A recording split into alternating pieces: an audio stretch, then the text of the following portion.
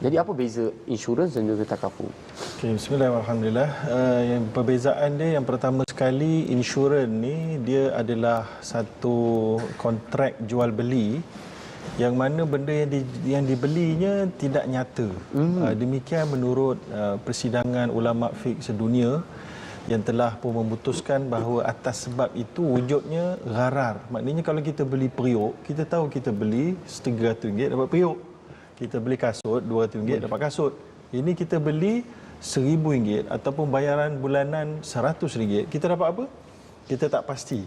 Kalau kita sakit, kalau aksiden baru dapat.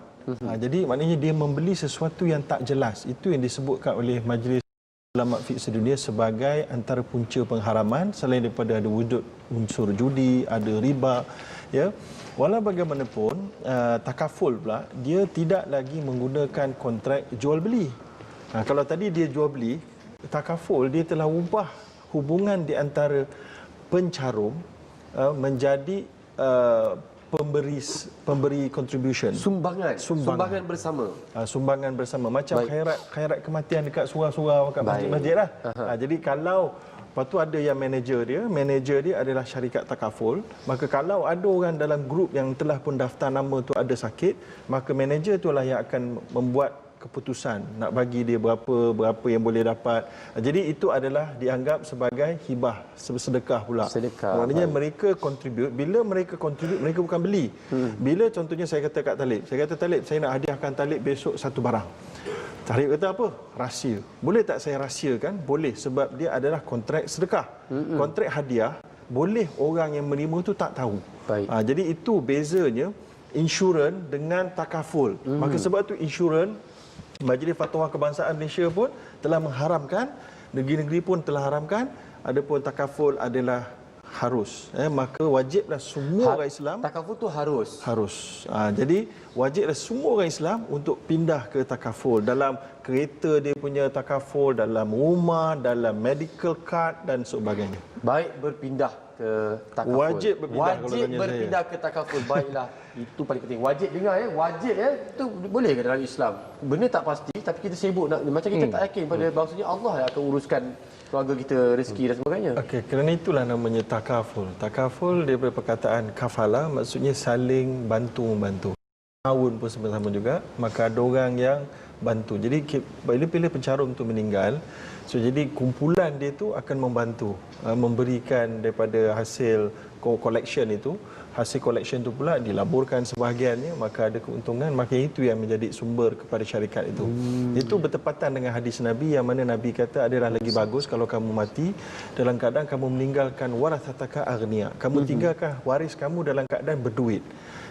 Yang tidak yatakafafunan nas, yang mereka ni tidak miskin dan tidak meminta-minta daripada manusia. Jadi itu tujuan takaful itu, supaya keluarga yang ditinggalkan tidak meminta-minta dan susah secara tiba-tiba, secara rapid, yang akhirnya menyebabkan pelbagai masalah yang lagi besar. Maka sebab itu takaful itu wujud untuk cover hutang rumah sekali secara lamsam ataupun untuk medical dan seumpamanya.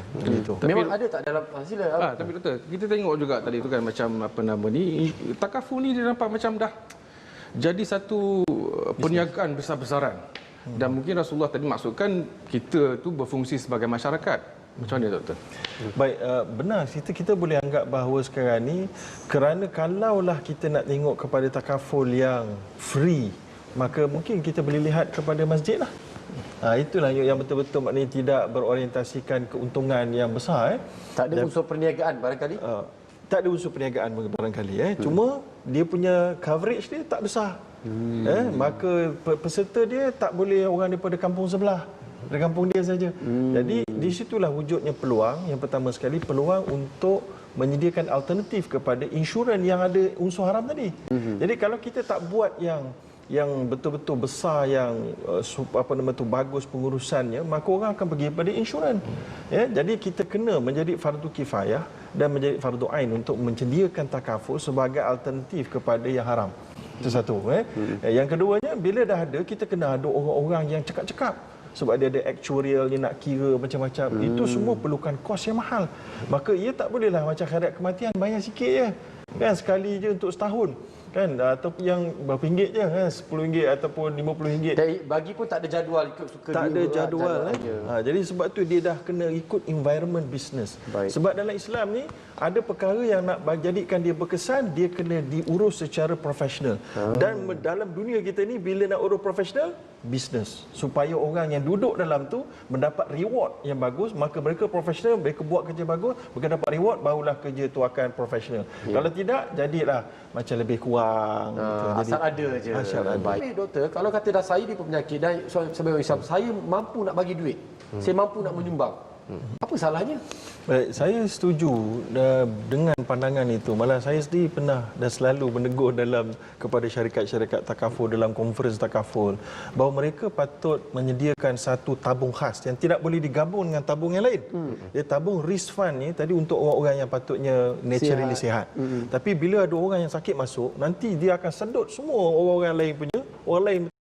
So jadi kalau nak kumpulan yang macam tu, patut ada satu tabung khas untuk kumpulan ni, dan duit tabarok dia pun, tabarok tu artinya duit sumbangan dia tu pun kena lebih besar. Dan jadi siapa nak masuk? Ada soalan sikit daripada kawan ni. Dia kata, bolehkah konsep menerbitkan harta menggunakan hibah takaful diguna pakai untuk menggalakkan bakal pelanggan setuju menyertai takaful? Dia macam absil sikit tu. Baik, yang ini panjang sikit. Hibah takaful ni satu konsep yang telah pun diluluskan oleh beberapa syarikat takaful oleh penasihat syariah mereka. Sebabnya begini, bila seorang itu mati, maka dia akan ada dapat pampasan ataupun sedekah lah daripada kumpulan orang ni kan. Maka ada isu, maknanya ini sampai ke siapa pemilik dia.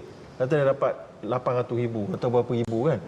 Pemilik dia siapa? Isteri ke, suami ke, anak ke? Patutnya ikut hukumnya yang paling kuat sekali adalah yang penama tu hanya pemegang amanah. Dia kena bagi ikut faraid. Kan? So jadi maknanya susah, kadang-kadang ada keluarga yang berantakan, maka akhirnya tersekat juga. Maka akhirnya timbullah hibah. Maknanya hibah ni hanya boleh dilakukan ketika hidup orang tu sebelum mati. Baik. Maka sebab tu dia nak bagikan solid. Maknanya sebelum dia mati, dia dah hadiahkan dah benda tu. Nanti dia mati, nanti akan jadi milik A. Clear. Tak ada maknanya nak kecoh-kecoh. Maka itulah wujudnya hibah takaful tadi tu. Baik. Baik. Jadi saya tak habis sikit tadi. Ya, baik. Baik, dia kat mana tadi? Yang halal, mencari yang Yang halal tadi, fikir tadi. Maka bagi orang-orang muda, bagi tuan-tuan dan puan ada anak, orang muda yang belum ada penyakit, cepat-cepatlah kalau ada duit lebih RM100 ke RM50 sebulan, bayarlah, ambillah takaful. Tak rugi insya-Allah.